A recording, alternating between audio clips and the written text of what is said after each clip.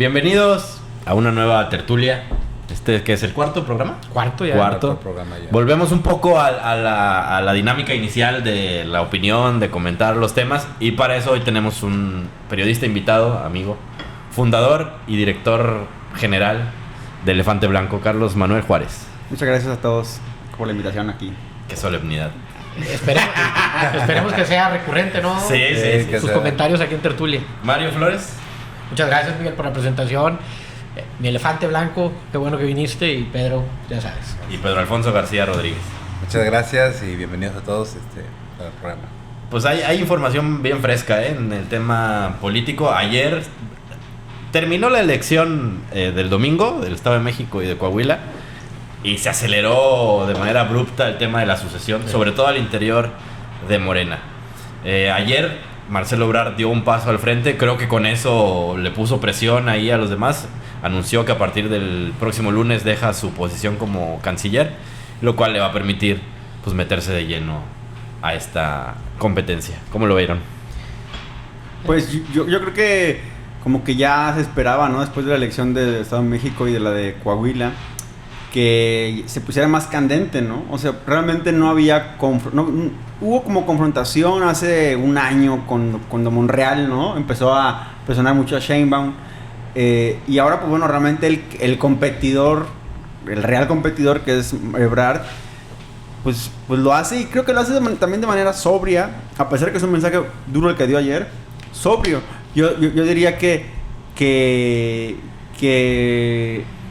me impresiona mucho que realmente aparece con varios personajes a su alrededor, no sé, decían creo que 70 personas, de los cuales pues nadie... Algunos tamaulipecos, por cierto. La senadora Lupita Covarrubias. Y el diputado Armando Cerfuch, que estaba así en el fondo, así a un lado. Se veía más integrado ese día que en todo lo que estuvo como diputado de Morena de la bancada. Sí. Ahí sí lo quieren. Sí, entonces pues creo que ha sido un arranque bueno. Y ahora veremos qué trae Claudia y qué trae a Don Augusto, que son los que realmente pues, pudieran hacer contrapeso a Marcelo, ¿no? Yo quisiera comentar algo. A mí me resulta muy lamentable para la vida pública nacional que estemos ya tan enfocados en un proceso de selección unipartidista, y no por el hecho de que sea Morena. Morena tiene sus cosas buenas, sus puntos a favor y sus puntos en contra también. Pero lo que resulta lamentable para el país es que solamente se esté dando todo el proceso de sucesión en un partido y no exista una oposición, no existan grupos de poder en el país que puedan hacerle frente, contrapeso, o que tengan la suficiente fuerza para que acapare la atención de la opinión pública. Y se me hace muy lamentable por la supuesta vida democrática reciente que tiene el país. Pues se supone que nuestra transición a la vida democrática fue en 2000, y en la elección de 2006, en la elección de 2012, en la elección de 2018, veíamos otras figuras políticas, estábamos interesados en otros candidatos de otros partidos. Y ahora en el país solamente nos enfocamos en un solo partido político, porque no existen en otros partidos. Hablamos de Lili Telles, hablamos de Cabeza de Vaca, hablamos del gobernador de Querétaro, pero en realidad ninguno de ellos hace eco en la vida pública nacional. Y es lamentable porque no se va a realizar un verdadero ejercicio democrático. Va a ser una elección, digamos, la de partido, pero no porque sea un partido autoritario Morena, sino porque es un partido dominante y no existe una verdadera fuerza política para que la haga contrapeso. Como que a veces me da la impresión, Mario, de que el proceso de Morena en realidad no es el proceso por la candidatura, sino el proceso por la presidencia de la República, ¿no? Pareciera que tenemos la certeza de que quien designe Morena va a ser el presidente. Definitivamente, mira, observemos los hechos. Ocurre la elección del domingo en 2 estados gobernados por el PRI, empezando por ahí. Estado de México, que tiene alrededor de 11 millones de ciudadanos que viven ahí. Coahuila, que también es gobernado por el PRI. Gana uno el PRI, gana uno Morena. En cantidad de votos estuvieron más o menos similar, 3.5 versus 3.4. Lamentable el posicionamiento de los presidentes de los partidos políticos de la oposición en el país al salir a decir que la gente no votó, echándole la culpa a la gente, a la gente y que Alfredo del Mazo no incurrió en corrupción, sí, para poder que no hizo elección y que no hizo el arrastre del gobierno, que no se gastó el presupuesto en la elección. Lamentable los comentarios, empezando por ahí. Pero bueno, hablando del tema de Marcelo Ebrard, yendo a los hechos, quedan así. Sale el lunes. El lunes hay una cena cerca de Palacio Nacional, donde van todos los aspirantes de Morena, varios gobernadores y varias gente cercana ahí al presidente de Morena, Mario Delgado, y demás. Después de esa cena, el día siguiente sale el anuncio de Marcelo Ebrard que a las 6 de la tarde, el día martes, hace el anuncio que va a renunciar a la Cancillería el próximo lunes. Bueno, ¿qué podemos esperar con este anuncio? No se habrán platicado temas Andrés Manuel con el presidente de la República, con el canciller. Pues probablemente sí, ¿no? Ahora, en la mañanera del miércoles, el presidente de la República, cuando le preguntaron que esto va a obligar a que cada contendiente por parte del partido en el poder de Morena tenga que renunciar a sus cargos para poder ir legítimamente hacia una aspiración presidencial, pues él dijo que sí, probablemente. El domingo que haya comité de Morena, probablemente ahí van a hablar de qué tienen que hacer los aspirantes. Y a lo mejor pues renuncian a sus cargos, yéndonos hacia si esto es correcto o no. Empezando porque Marcelo Ebrard es canciller. Su trabajo es salir de México y ver otros temas internacionales. El líder del Senado, la jefa de gobierno, tienen otra plataforma un poquito diferente a la del canciller. El secretario de Gobernación, por ejemplo, se puede mover por todo el país. Exactamente. Y ese es su trabajo. Con cualquier excusa. Exactamente. Entonces, esto sí puede brindar un piso parejo para las corcholatas. Y de ahí para adelante, que se den el agarrón. El presidente ha dicho una tras otra vez que ya no son los tiempos de antes, que no habla, es la primera vez que no habrá dedazo, que habrá encuestas. 23 gobernaturas y San Luis Potosí, que es del Verde, han sido por encuesta y pues bueno, han funcionado en teoría. Entonces esperemos que este tema de la encuesta sea lo que más le conviene al país. Hablando del partido en el poder, ahorita hablaremos de los otros partidos. Yo creo que fíjate que a mí me parece que el hecho de que que renuncien a sus cargos, yo creo que está bien. Para empezar, si algo que se usaba mucho con el priismo y con el panismo era postularte con el dinero público, usarlo para postularte. Y creo que, si bien es cierto que cada quien lo ha usado como ha podido, o sea, tal vez Marcelo, él no ha tenido un impacto a nivel territorio, ¿no? Pero pues Estados Unidos prefiere a Marcelo que a Claudia. Probablemente. Y también ha hecho relaciones que permiten que en momentos muy específicos a él se le adjudicaba, por ejemplo, hizo todo lo que hizo Marcelo para decir: yo traje las vacunas para la COVID, ¿no? En contra de la COVID. O sea, sí tuvo sus momentos. Creo que sí es un escenario en el cual todos renuncien. Y también es cierto, pues si aspiras a ser presidente o presidenta de México, pues tienes tus mecenas, quien te apoya, o sea, dinero no va a faltar para que se muevan. Y creo que sí es un buen precedente y que inclusive va a ser parte de la narrativa. Si el lunes o en la semana que viene vemos que no está nadie ya en los cargos, ni Adán Augusto, ni Claudia, ni Marcelo, ni Ricardo Monreal, creo que va a ser una narrativa en la que el presidente desde ahí va a decir: para que vean que somos diferentes, nosotros sí renunciamos, mientras Santiago Grill, Lili Telles y todos siguen ahí en este caso en el Congreso de la Unión.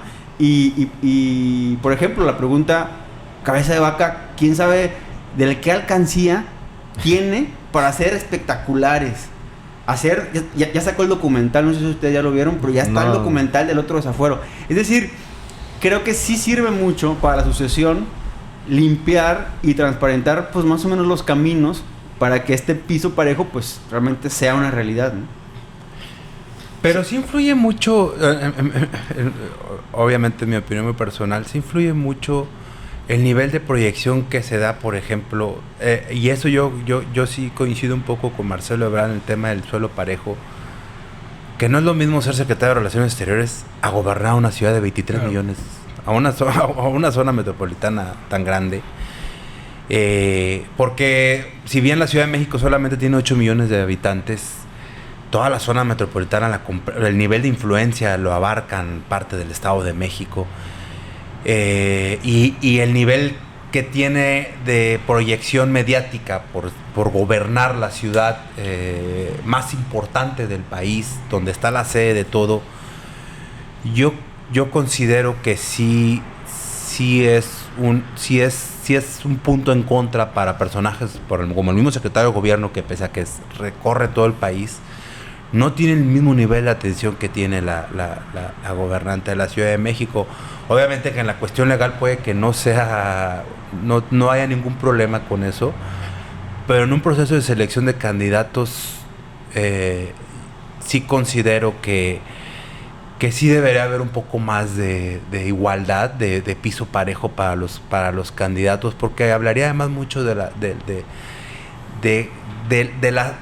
la salud democrática que tiene Morena como partido político hasta el momento.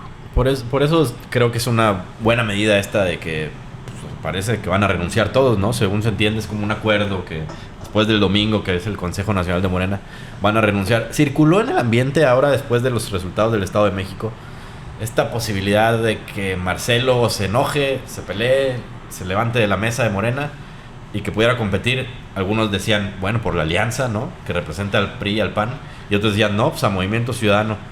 A mí me parece que eso empieza como a desvanecerse, esa posibilidad, con estas reglas del juego. A final de cuentas, creo que el presidente le está dando la razón a lo que pedía Marcelo, que era eso, piso parejo, que renuncien. Creo que sería difícil que además de esto, si al final Marcelo no es el elegido en las encuestas, pues decida enojarse e irse a otro partido, ¿no? No, definitivamente. Y pues bueno, vemos que ahí en Morena están sucediendo las cosas, más o menos están organizados y organizándose. Vemos qué van a decidir el domingo y vamos a ver qué va a pasar el lunes. Sin embargo, enfrente en la oposición, ¿ven algún comentario congruente? Por ejemplo, yo cada vez que sale el presidente nacional del PRI, Alito Moreno, es impresionante cómo pienso totalmente diferente a lo que él dice cada encuentro público que tiene ante una cámara. Oye, aparte, a mí lo que me da mención de él, de Marco, ni se diga de Zambrano, una capacidad de autoengaño, que yo no sé si sea autoengaño o a lo mejor es otro problema mental más grave. Pero es increíble cómo viven en una realidad alterna, o nos quieren hacer creer una realidad alterna, ¿no? A ver, para empezar, ahorita ocupan aliados. Salen a decir que nadie de fuera de los partidos va a ser. Se empiezan a cerrar puertas. A Marcelo le dijeron que era ¿qué? La resoca, ¿no? De Morena. Que no van a recoger ninguno, no sé qué. Sí. De otros partidos. Luego se van y también se pelean con MC. Con el gobernador del Estado de México, con Alfredo del Mazo. Entonces, no sé a dónde se quieren abrir las puertas, ¿verdad? Recordamos que ahorita el PRI solo gobierna 2 estados de la República.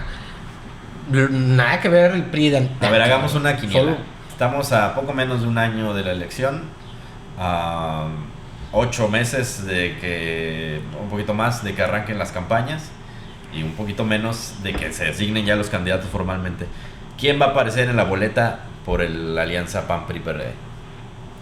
Es un pronóstico. ¿Lo dices en serio? No, en serio. ¿Tú crees que va a ser el candidato? Yo creo que Cabeza de Vaca, si consigue un amparo así en contra hasta de, no sé, de que lo despeine que lo puede conseguir un viento con el juez de Reynosa. Yo creo que Cabeza de Vaca, para mí, sí sería un elemento que pudiera estar en oposición. Sí, a ver, bueno. O sea, ¿tú le ves posibilidades ¿Tú crees que sería un buen candidato? ¿O crees? Sí, creo que sería. Aparte también lo creo. Pero tú ves las condiciones de que este PAN, este PRI, este PRD postulen a alguien como Cabeza de Vaca. Es que imagínate entre Lili Telles y Cabeza de Vaca. Yo prefiero a Lili Telles. Y mira que es mucho decir. Ojalá no me arrepienta de esto. Yo creo que la verdad es que la oposición tiene, para mí tiene dos no figuras, 2 personajes así que pudieran realmente irse de boca como le funcionó al gobernador. Es decir, hablar y decir y al final de cuentas pues va a perder. Porque eso sí es evidente. Si va un Cabeza de Vaca, si va un Lili Telles, va a perder. Pero si va un Santiago Krill, pues nos va a dormir 3-4 meses. Y la verdad sí sería un poco lo que dice justo Alfonso. Sería muy, a nivel periodístico, muy decepcionante que esta elección que viene, en la que se supone que se profundizaría a nivel democrático, tener candidatos tan polarizados, pero aparte súmale el tema de pues de flojera. Y yo creo que sí necesita la oposición elegir, no tiene mucho. Y creo que, por ejemplo, Cabeza de Vaca o Lili Telles dentro de su estridencia pudieran ser pues algún factor que le ponga un poquito de sabor a la elección presidencial. Por lo polarizantes que son sus figuras. Por ejemplo, yo creo que pues a lo mejor, volviendo más a un tema político y ejercicio del gobierno y todo, a lo mejor están ahí preparados versus mejores candidatos, ¿verdad? A lo mejor Enrique de la Madrid, Gurría, Gustavo de Hoyos podrían ser personajes un poco más con un mensaje más claro, sin embargo no tan atractivos para el electorado. Sí. Me queda totalmente claro, por lo que se podrían descartar un poquito más a esos personajes. Se necesita un personaje un poco más histriónico, pero algo que sí creo totalmente es que ya se le empieza a abrir la puerta a la polarización de ultraderecha en México. Sí. ¿Qué va a pasar? Creo yo que después del 24 ya vienen los movimientos como de Vox en España, vienen movimientos más de ultraderecha, y eso va a generar esa polarización del país, esa polarización que no quiere la izquierda en el país, en los temas sociales sobre todo, que va a poder acaudalar cierta capacidad del electorado. Porque ahorita el tema es la corrupción, entonces la derecha no tiene ninguna oposición. Pero si se meten los temas sociales, empieza a mover el corazón y el pensamiento de muchos ciudadanos. Yo coincido un poco con Carlos sobre el tema de Cabeza de Vaca como posible candidato, porque pese a todos los atropellos que ha cometido Cabeza de Vaca y todo el riesgo que representa para la vida democrática, no solamente como sucedió con Tamaulipas, que también podría suceder con el país, sí hay un poco más de congruencia en el discurso de Cabeza de Vaca que en el de Lili Telles. A ver, veamos, Lili Telles viene de Morena, pactó con Morena, llega con la 4T, se pelea con la 4T, y su discurso, el de Cabeza de Vaca también se podría catalogar como de odio, pero el de Lili Telles es un discurso de odio racial, de aspecto físico. Por ejemplo, es ridículo cómo ataca a la senadora Citlali, al mismo nivel de personajes como Ricardo Salinas Pliego. Es gordofóbica. Es gordofóbica, critica los rasgos raciales. Es un personaje muy dañino, no solamente para la vida pública nacional, también para el mismo PAN. Al contrario, Cabeza de Vaca es una figura autoritaria, es una figura, como lo acaba de mencionar Mario, de ultraderecha. Actúa como un político del sur de Estados Unidos, con un poco de la filosofía de Henry Ford, de que yo puedo ser un ignorante, pero estoy bien asesorado. Es muy parecido a la forma de hacer política de Cabeza de Vaca, pero le ha funcionado de cierto modo. Ha capitalizado un sector de la oposición que está totalmente en contra de las políticas del presidente Andrés Manuel López Obrador, y que probablemente solamente le sirva su figura para hacer ruido, porque no es ni para hacer contrapeso. A ver, seamos realistas. A raíz de la elección del Estado de México, Morena está gobernando más del 80% de la población del país.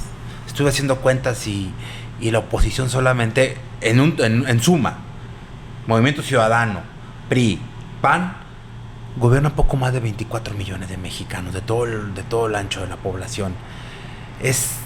Sería ridículo pensar que un personaje como Cabeza de Vaca pueda ganar una elección, pero sí podría capitalizar ese sector de la población, y lo hizo de cierta manera bien en el Estado, cuando daba su discurso de lo fiscal.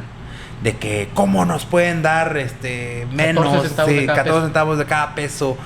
Eso le pega mucho a la élite mexicana. Entonces puede ser una buena opción. A Santiago yo lo descarto por completo. Y veamos qué otras figuras van surgiendo. Y ya en tan poco tiempo, ya estamos a junio de esto. Por ejemplo, ese tema específico que dices, Pedro. En la ley de la coordinación fiscal, la postura del exgobernador Cabeza de Vaca era: nos dan 14 centavos de cada peso, Tamaulipas aporta 275,000 millones a la federación, nos regresan 60,000, son alrededor de 14 centavos de cada peso. Era lo que decía. Existe una ley de coordinación fiscal que el 80% de las participaciones federales se las queda el gobierno, de lo que ingresa el país, se lo queda el gobierno federal y 20% se lo reparte Estados y municipios. En lugar de salir, dame más porque yo te doy más, una postura más centrada, más de una figura un poco más conciliadora, sin ser tan extremista, hubiera buscado, oye, a cambiar la fórmula de 80-20 a un 70-30. Ese 10% adicional hubiera sido alrededor de 30,000 millones de pesos más para Tamaulipas, suficientes para los problemas que tenemos en el estado. De pasar de 60 a 90,000 millones de pesos, hubiera sido una postura un poco más que todos los estados dicen, oye, pues a todos nos van a caer más, vamos a apoyarlo, los de oposición y los del partido en el poder. Pero al ser tan extremista, pues se va a eso, ataca esos lados que no son conciliadores. Difícilmente se puede hacer una política así, yendo tan marcado a un lado. Ahora, dentro de la oposición, solo hay una persona ahorita que yo veo que está diciendo cosas concretas y que me agradan, que es Damián Cepeda, el senador Damián Cepeda. Dice, a ver, El rockero. vamos a hacer encuestas en todo el país, vamos a hacer debates en todo el país, a recorrer el país, que nos conozcan, que nos vean, que vayan todos los ciudadanos, que cada quien conozcan más a las figuras y luego vemos quién prefieren. Pero ¿por qué tenemos que escoger ahorita y desde ahorita empezarle a pegar a la figura del partido en el poder? Realmente es la única respuesta sensata que he visto desde la oposición, desde la alianza. Es el único personaje que he visto que va y que dice las cosas como son. Todos los demás, haz de cuenta que nos quieren engañar. Alito, Marco Cortés, Jesús Zambrano, sobre todo, ¿verdad? Los tres. Y pues no hay avance. Ahora, perdón que interrumpa porque me acordé ahorita que dices de recorrer todo el país. Hay yo no sé, pero creo que alguien que pudiera ser un candidato bueno, también igual que Cabeza de Vaca, si trae un amparo, pues de un amparo muy grande, es Ricardo Anaya, por ejemplo. Esto que hizo Ricardo Anaya de recorrer, por más que fue el meme preferido durante muchos meses, porque evidentemente alguien como Ricardo Anaya, que se fue a comer unos tacos a una colonia muy popular, pero quién sabe si Ricardo Anaya regresa ya un poco más maltratado también por ya ver el poder de cerca. Si también pudiera ser otro de las figuras. Ahora ha estado muy callado, yo no lo he visto y hasta Está replegado. Está muy replegado. Quién sabe si traigo por ahí hay una investigación. Pero creo que es otro de los personajes que pudiera ser. Pero no acabamos de hacer la quiniela, la quiniela. Sí, ahí estábamos. ¿Quién va a aparecer en la boleta? A ver, denle primero ustedes. Yo creo que va a ser Santiago Krill. Yo ya dije. Lo van a aplastar, ¿verdad? Claro. En las elecciones, pero yo creo que él va a aparecer en la boleta. Yo creo que es el mejor tirador económicamente, financieramente hablando, en cuestión de que le aporte. Yo solamente veo a alguien del grupo de Cabeza de Vaca, Roberto Gil Suárez, etc. No sé, o sea, no puedo garantizar que sea Cabeza de Vaca, porque yo siento que Cabeza de Vaca, su verdadero objetivo es colarse a una pluri, a un puesto de elección de minoría. Pero no, yo lo voy por ese grupo, el que pueda financiar. Yo creo también, concuerdo, Santiago Krill. ¿Por qué? Porque es de Fox, ya tiene un expresidente atrás, conoce el panismo desde adentro, probablemente no era de los que fueron disidentes con Ricardo Anaya, que es el grupo Calderón, el del pleito. Creo que es que hay mucho en juego ser oposición aunque la pierdas. Hay 8 gubernaturas, 2.500 municipios. ¿Quién va a poner a los candidatos? ¿De qué grupo van a ser? ¿De las alcaldías que se van a ganar? ¿De las ciudades grandes que manejan presupuesto grande? Hay mucho en juego y mucha reconfiguración para lo que viene. Entonces, y también, recorrer el país, levantar dinero para la campaña, pues también es un gran negocio para muchos políticos, aunque esté por fuera de la ley electoral. Ahora yo les pregunto, ¿ven a alguien del PRI? Enrique de la Madrid. Yo creo que, bueno, la alianza va a ser así. Bueno, hay un tamaulipeco también priista, José Ángel Gurría. ¿Poco si quiere? Sí, está en la lista. Está en la lista de los 30. Y la verdad es que hay quien me parece que tiene un currículum bastante más completo que la mayoría. Sí. El problema es pues que también pertenece ya a una generación de políticos. Pues, Beatriz Paredes, Rui Macié, Enrique de la Madrid, Gurría. Fíjate que Beatriz Paredes a mí me parecería una buena candidata. Una buena candidata. Es una política experimentada. Excelente y aparte, para tribuna. Pero sí creo que, pues no, o sea, inclusive ahora mismo tiene problemas de salud, entonces lo veo complejo. Pero yo pensaba ayer, no sé si ustedes vieron, digamos, en las reacciones del tema de Marcelo Ebrard, quien reaccionó en un tuit fue, pues, quien fue amiga de Marcelo Ebrard, Rosario Robles. Ah, sí, le echó muchas flores. Le echó, fue un tuit que bastó así como para decir, el presidente ya está ahorita echando chispas porque pues no quiere. Pero es también, evidentemente ella no va a querer ser candidata, pues porque, pero en un momento dado si hubiera alguien así que sale de pronto, ella tampoco no es una mala candidata, ni una política, digamos, mala, Paredes, ¿no? ¿O Rosario Robles? No, Rosario Robles. No, pero en el momento en que se mueva Rosario, le reactivan una orden de aprehensión de cualquier cosa y...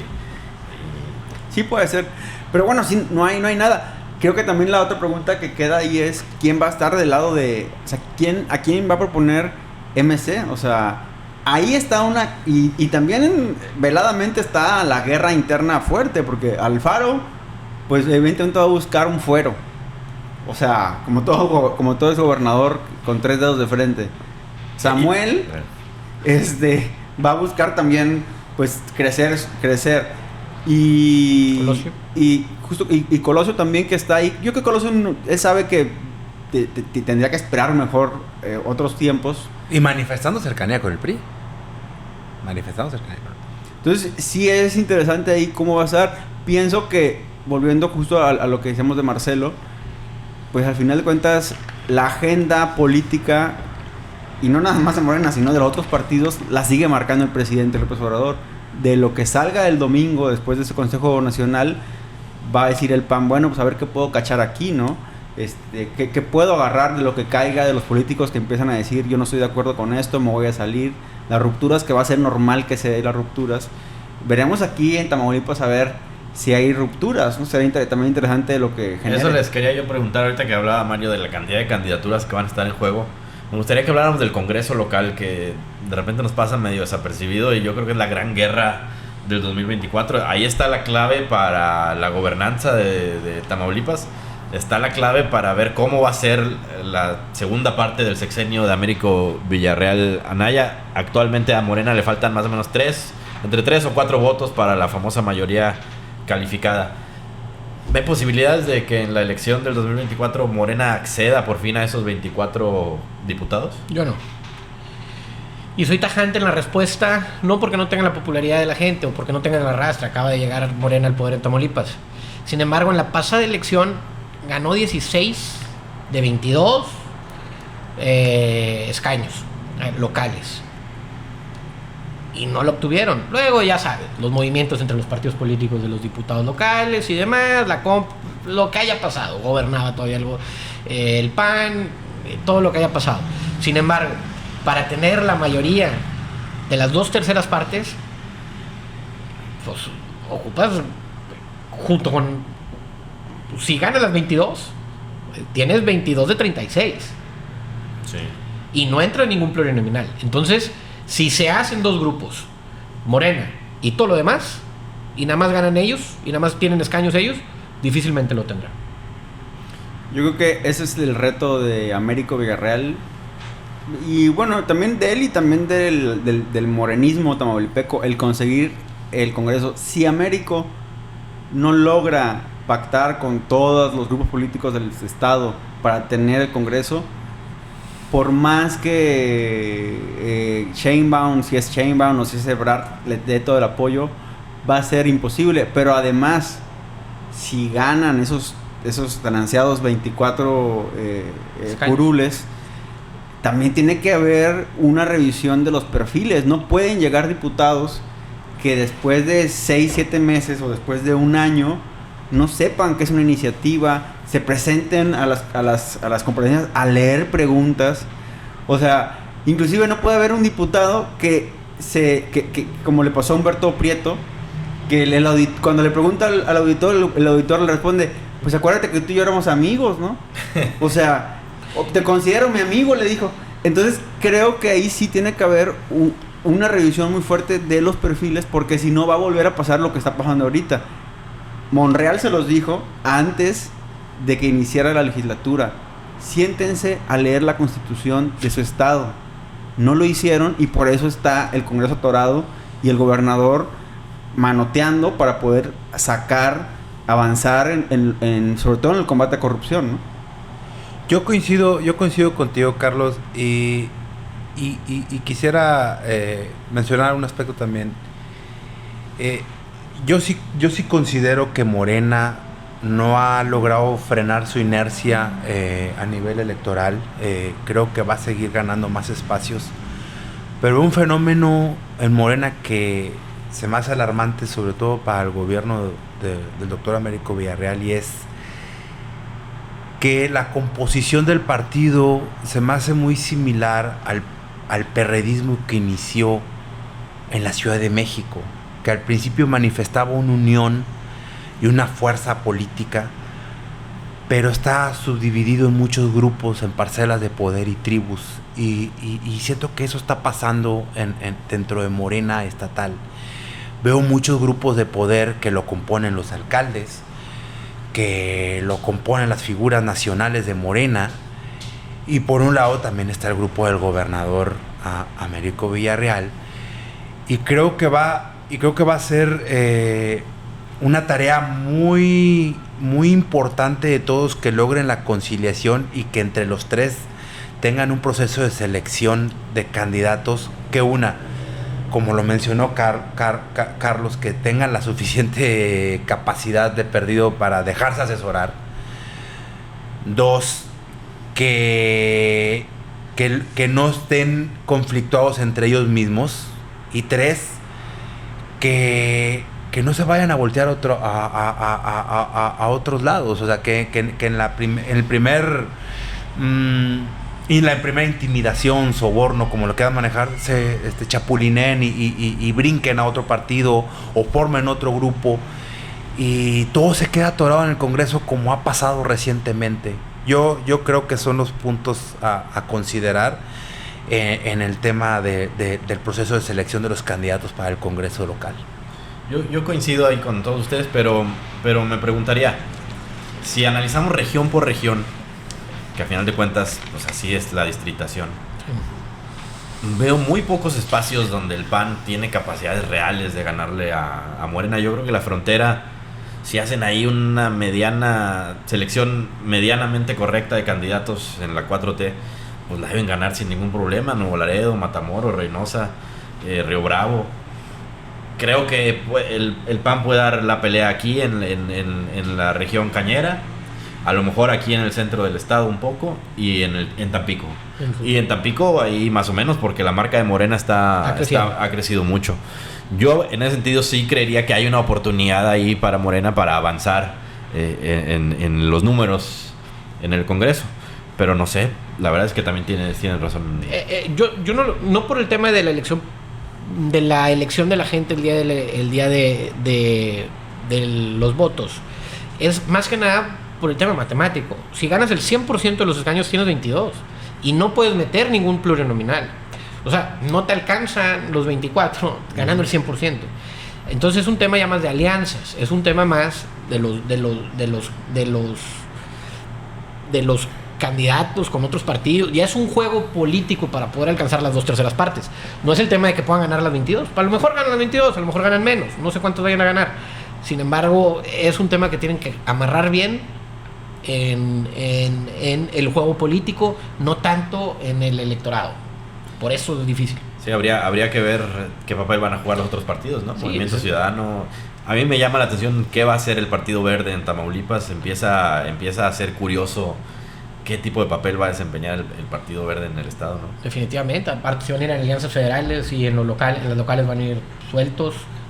¿Qué va a pasar? No sé. El PT también. El PT. Porque ahí tienes líderes nacionales del PT moviéndose duro. Gerardo Fernández Noroña. Operando. Y a lo mejor agarrar otro liderazgo, ¿eh? Lo cual me lleva a pensar también las alcaldías. El PAN tiene, digamos, para hablar de las grandes, Tampico, Ciudad Mante. De ahí en fuera, pues todo lo ganó Morena. Otra vez en los municipios de mayor tamaño. ¿Ven más o menos esa misma dinámica o se puede voltear ahí el marcador? Yo creo que en la frontera Morena es imparable. En la frontera no tiene nada que hacer ningún partido político, todo está pintado de guinda. En el sur del estado veo fuerte el PAN en Tampico, el resto lo veo muy dominado por Morena. La región cañera es la que puede dar las sorpresas, porque si hay un dominio grande del PAN y empieza a haber fisuras, ya se empiezan a dar fisuras entre los grupos políticos. Yo el caso que veo complicado es en Victoria, porque si bien el alcalde Lalo Gataz conserva una fuerza política, veo que lo empiezan a minar pequeñas figuras de otros partidos. Por ejemplo, la insistencia del diputado Pepe Braña de estar diezmando cada acción del gobierno de Lalo. Aparte, en una campaña muy abierta, no deja de ser raro que un diputado se abra tan de capa, pues como tú dices, pues golpeteando a un gobierno también de Morena, ¿no?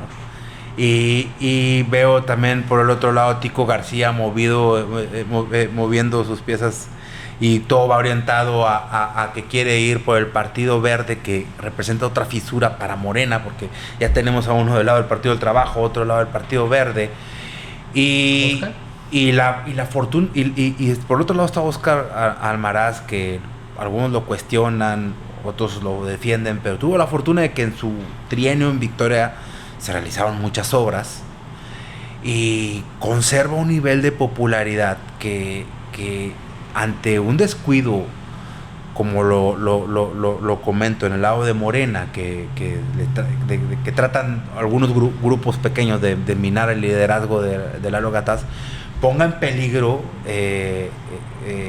su estabilidad y su operación política, y lo capitalicen personajes como Óscar Almaraz. Definitivamente. Entonces puede ser interesante como lo que vaya a pasar en el centro del estado. Yo concuerdo contigo, Pedro, y también contigo, Miguel. El norte y el sur. El sur está medio peleado. El norte del estado sí está un poquito más pintado de un color. Y también recordemos que en la elección pasada gobernador, que el truco que es de la zona cañera, que si bien ganó sus distritos y ganó los municipios, en esos municipios de donde es él, estuvo cerrado. Sí. Y él era el candidato. Ahora, si él no es candidato para el Senado, para lo que sea, ¿podrán volverlo a ganar? Lo veo complicado. Entonces, generalmente los municipios pequeños los gana el partido en el poder en el estado. Entonces, por eso se puede dar ahí un cambio. Pareciera como que si hay una posibilidad de que a Morena le vaya mal, no es por lo que puedan hacer bien los otros partidos, sino por lo que pueda hacer mal Morena, que ya sabemos que puede ser mucho. Cuando todo está bien, tienden a complicarse. Bueno, Coahuila es un caso ejemplar, ¿no?, de todo lo que se puede hacer mal en una elección. Y sí creo que hay ese riesgo también en algunas partes. Victoria puede ser un caso. En la frontera no lo veo. Yo creo que en Reynosa, pues Maki Ortiz y su hijo tienen el control político para bien o para mal del municipio. Sin embargo, ahí ¿qué puede pasar? Si JR no va al Senado, sí, puede que le quieran dar Reynosa y pueda que los Maquis estén enojados. Hay muchos. Sí, tiene razón. También hay muchos factores. Hay muchos factores en Reynosa. Nuevo Laredo tampoco creo, no debería haber problema para que Carmen Lilia se postule y se reelija. Yo considero que Victoria no tiene problemas, que Lalo la tiene segura.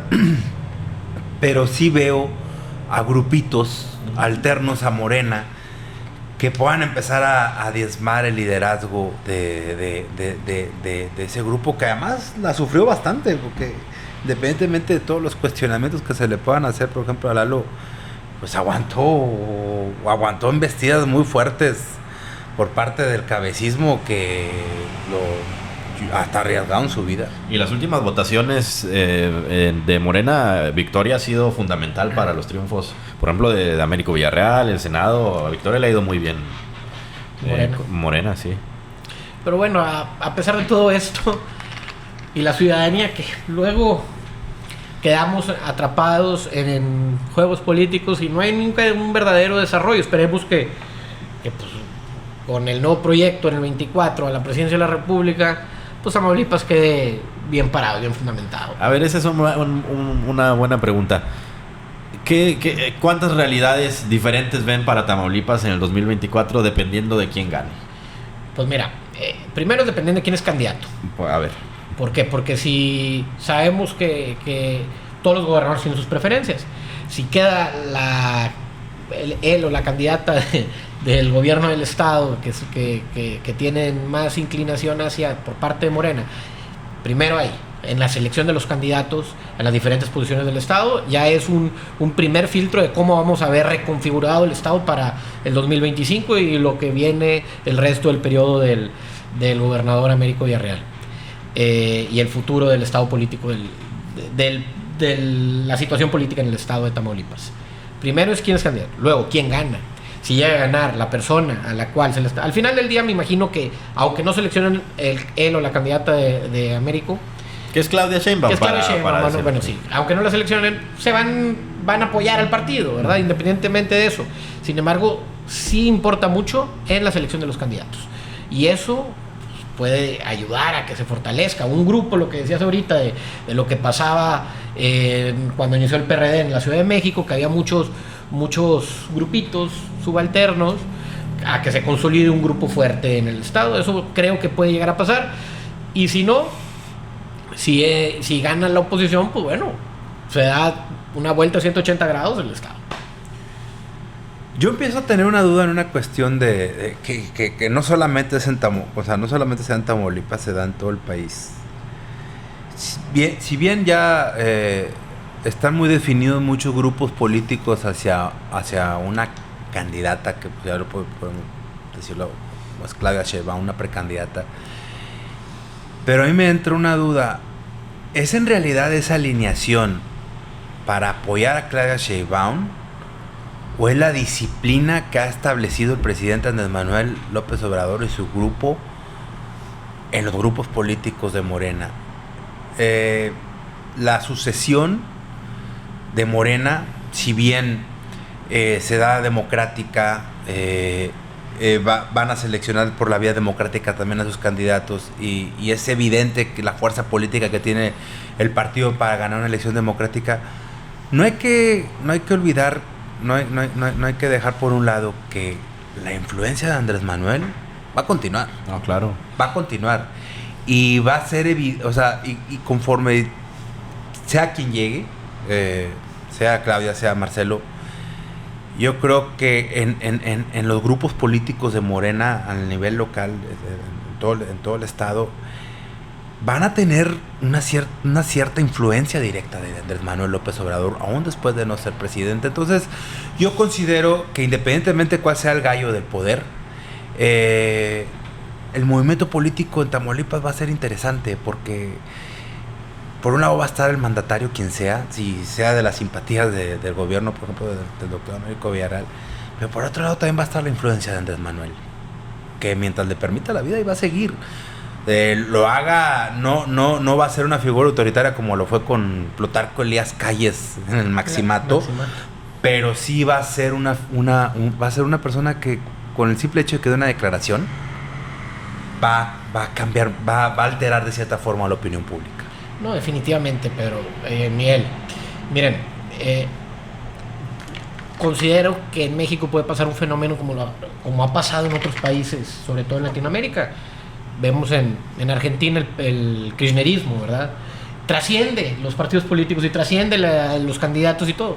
Eso es lo que considero que ha amasado en su trayectoria política López Obrador, el López Obradorismo, que el día de mañana puede ser un candidato o una candidata de otro partido diciendo que es López Obradorista, no tiene que ser en sí morenista. Entonces, eso es muy interesante lo que dices, pero realmente porque sí ha pasado eso. Y en ese contexto del López Obradorismo, que bueno, más o menos sabemos qué tendencia política tiene, un poco confusa a veces, ¿no? A veces más de derecha que de izquierda, incluso en términos ideológicos, me da a mí la impresión. Ven a este López Obrador. Yo sé que va a haber encuestas, también sabemos que finalmente las encuestas hay muchas maneras de operarlas y de manejarlas. Ven al presidente dejándole su legado, dejando el próximo sexenio para alguien como Marcelo Ebrard, pues, con el perfil de Marcelo Ebrard. Mira, difícilmente. Pero ha dicho que no va a haber dedazo y si le creemos al presidente, pues va a haber una encuesta y en la encuesta vamos a ver a quién se favorece. Sin embargo, creo yo que los discursos de izquierda y derecha ya están un poco desgastados en la actualidad. Ya es un poco más nacionalistas contra globalistas, se podría decir. López Obrador es un nacionalista, no es un globalista. Por lo tanto, es la ideología en eso. En el tema social puede estar a favor o en contra del discurso progre. Puede ser de derecha o de izquierda en lo social. Sin embargo, en lo económico, que también no te puedes desprender del todo a la manera en cómo se mueve el mundo, en cómo se mueve el mercado mundial, sí una visión un poco más de política económica a favor de la redistribución del ingreso, Sí. versus la política económica a favor del progreso y del desarrollo, de que llueve la escalera y cae desde arriba hasta abajo y que todo mundo se cuaja de dinero. Sin embargo, esa es la visión. ¿Quién se enfoca más en una política a favor de la redistribución o a favor del progreso? Eso es lo que yo creo que es lo que está en juego más que nada en las figuras de los próximos. ¿Y a dónde ves a Ebrard en esas muy dos centro, posibilidades? muy centro, a lo mejor muy centro izquierda, podría decirlo por cómo se ha manejado desde la Ciudad de México, ¿verdad? Que el PRD.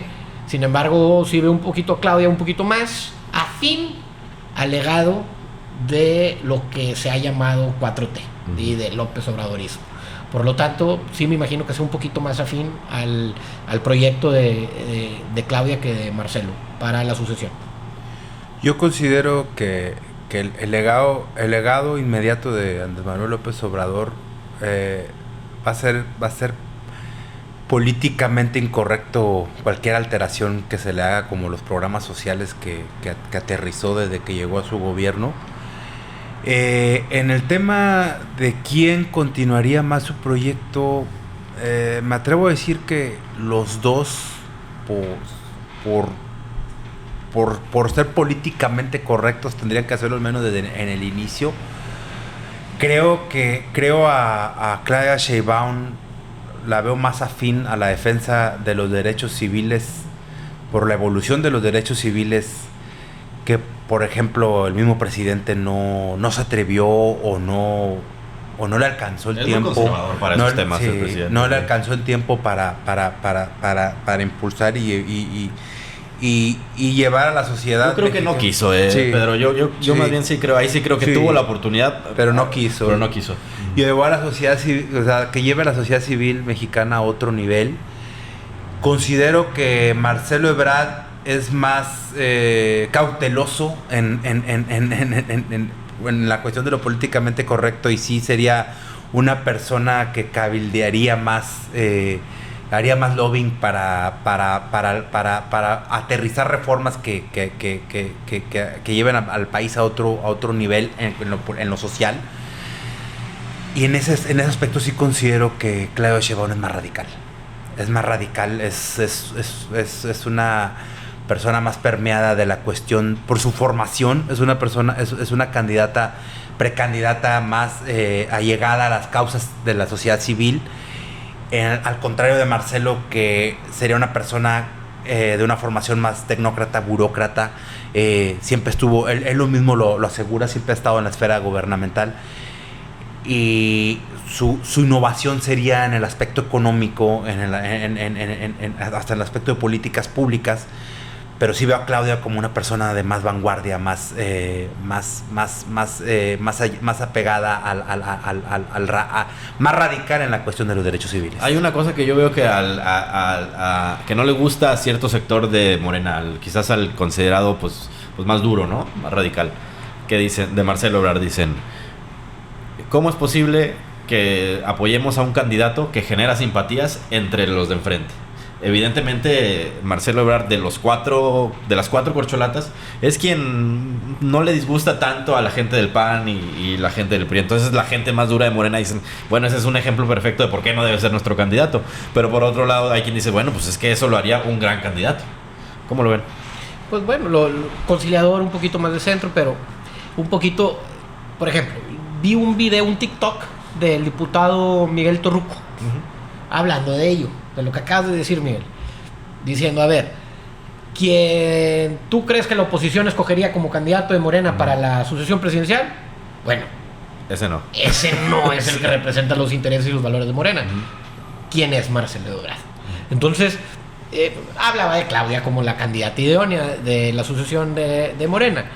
Bueno, pues ya estaba cargado el comentario con un fin de desviar la atención hacia una parte, obviamente. Pero pues sí, es lo que dices. ¿A quién lo puede manejar como mejor cabildeo, mejor consolidación del país? Se quita la polarización. Pero yo el tema de la polarización no lo veo como lo pinta mucha gente. Yo creo que ahorita el celular nos controla mucho. El algoritmo son empresas privadas que quieren que estés consumiendo el TikTok, el Instagram, el Facebook y demás. Y el algoritmo te va dando lo que tú consumes. Si tú consumes López Obrador, si consumes Petro, si consumes izquierda en el mundo, pues te va a dar más de izquierda, ¿verdad? Y te va a hablar y te va a dar pestes de la derecha y viceversa. Es lo mismo. Si consumes Agustín Laje, Javier Milei, Lili Telles, te va a llevar a ello. Por lo cual la polarización viene también gran parte de estos dispositivos. Entonces, quien sea va a ser polarizante, quien sea va a ser todo eso, pero pues, sí concuerdo que hay una polarización que se hace por medio de las burbujas de las redes sociales. Ayer, entre las cosas que se han filtrado a la prensa, porque no lo han dicho oficialmente, pero se dice que el acuerdo que ya palomearon las corcholatas que puso sobre la mesa el presidente y les pareció bien, o al menos lo van a aceptar, es que el ganador de la encuesta sea evidentemente el candidato a la presidencia, que el segundo lugar sea el presidente del Senado, de la bancada de Morena en el Senado, que el tercer lugar sea el presidente de la Cámara de Diputados y que el cuarto lugar ocupe una posición importante en el gabinete, suena a secretario de Gobernación. ¿Se animan a hacer su pronóstico de cómo quedarían esas cuatro posiciones? Yo empiezo con la mía, Adelante. si quieren. Yo creo que si se cumple ese acuerdo, que Claudia sería la candidata, que Marcelo Ebrard sería el presidente del Senado, que Adán Augusto sería el presidente de la Cámara de Diputados y, en todo caso, Ricardo Monreal sería un secretario de Gobernación pues, poderoso de Claudia Sheinbaum. Coincido contigo. ¿Así lo ves también? Sí, también en ese orden. Sí, coincido contigo en ese orden, aunque yo sigo viendo a Ricardo Monreal como el próximo gobernador de la Ciudad de México. Es verdad, es verdad. En ese orden, totalmente de acuerdo, Claudia, Marcelo, Adán, Ricardo como secretario de Gobernación, concuerdo totalmente. Sin embargo, hay un tema bien interesante, que no haya fracturas entre ellos. Sí. Que no se vayan a pelear. Si no se vayan a pelear, si no se pelean, eso es que así suena ideal, ¿no? El presidente les puso una fórmula que de cumplirse, pues precisamente parece que los blinda de estas rupturas, pero bueno, hay que ver al final lo que decidan las encuestas y ahora, lo que pasa. Los mensajes políticos son bien importantes. Digo, a lo mejor son planeados, pero la foto afuera del restaurante el lunes, en la cena, ¿no vieron una foto donde Ricardo Monreal está agarrando el hombro a Claudia? Sí. A Claudia Sheinbaum. Es un mensaje poderoso, yo creo. Empezando por ahí, también que no haya salido Marcelo, que Marcelo sea el primero que se mueva. Digo, no creo que se les filtren las cosas y creo que todo está organizado, ¿verdad? Empezando por ahí. pero va a estar muy interesante que así suceda. Entonces, ese hombro sí me lleva a pensar que Claudia puede ser candidata y su secretario de Gobernación sea Ricardo Monreal. Pues se va a poner bueno. Ahí está ya nuestra apuesta pues muy pronto lo vamos a saber, ¿eh? En septiembre dicen que ya va a haber candidatos y el año que entra ya sabremos si se cumple ese orden de las demás corcholatas. Pues muchas gracias, muchachos, como siempre, por esta Muchas charla. gracias, Miguel, y pues ahí se disculpa Carlos Juárez por ahí un asunto que tuvo que resolver y ya no pudo acompañarnos. Pero bueno, esperemos que nos vuelva a acompañar en otra sesión. Nos vemos en la próxima. Gracias.